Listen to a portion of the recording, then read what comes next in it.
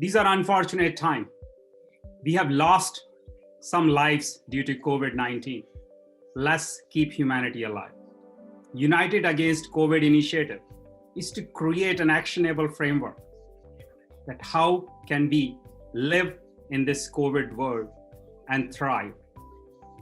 India has 5,000 plus years old history, 1/6 of the landmass of America, and 5 times of US population. India's challenges are 1,000 times more complex. India is the largest exporter of intellectual brain power.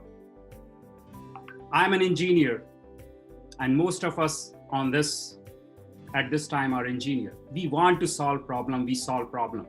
We solve problems for living. And the only way to solve this problem is we have to unite together and create and build a framework for the future or even present right now. Let's talk to the expert from public, private, and nonprofits.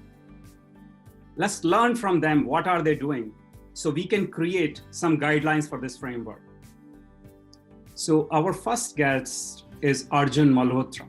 He's a known name co-founder of HCL, Headstrong, and several other companies he has started. Arjun, welcome to our show. Thank you, Sanjiv. Thank you. And thank you for having me on. Good morning, good evening, good day, depends on where you are in the world. I think I'm not going to talk about the problem. All of you are aware of what's happening in India and the problem we have right now of oxygen. We have problems of, cryogenic transportation to get oxygen from where it's produced to where it's needed. And we have problems of oxygen plants, not enough oxygen plants in hospitals. I think what we need to do is we all need to step up. I see a lot of people talking about and criticism, and that's okay. But unfortunately, I don't see the critics giving us any solutions. My batch from IIT, there are people converting nitrogen plants to give oxygen. I believe that's not a very complex process. I do think also a lot of private organizations, non-government, need to step up and need to be much more proactive in what they're doing. I know a lot of them are doing it, so this is not criticism. It's just that I think all of us have to pull together at this time to try and make sure that this problem doesn't become a bigger tragedy than what it is today. So, there's a lot of work going on. I'd be quite happy to share that with some of you. I got a very, very nice email this morning when I woke up from another IITian who was there in IIT Kharagpur with me when I was there, who now has a charitable hospital, the Durlabji Trust in Jaipur. And he just sent me a video of an oxygen plant being installed in the hospital, and that a second one is coming there shortly. And that's really nice to see that things are happening, things are changing in India.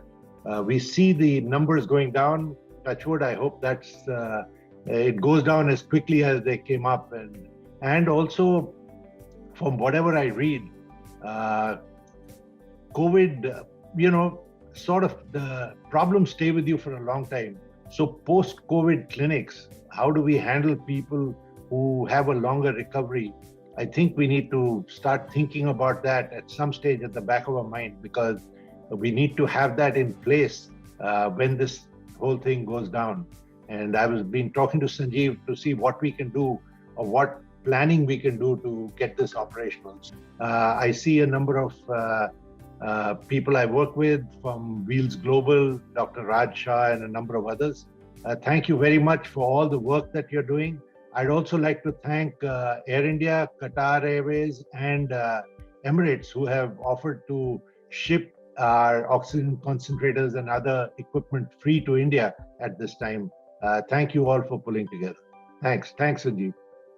Thank you very much, Arjun. Thank you very much for your time and joining us at the 11th hour.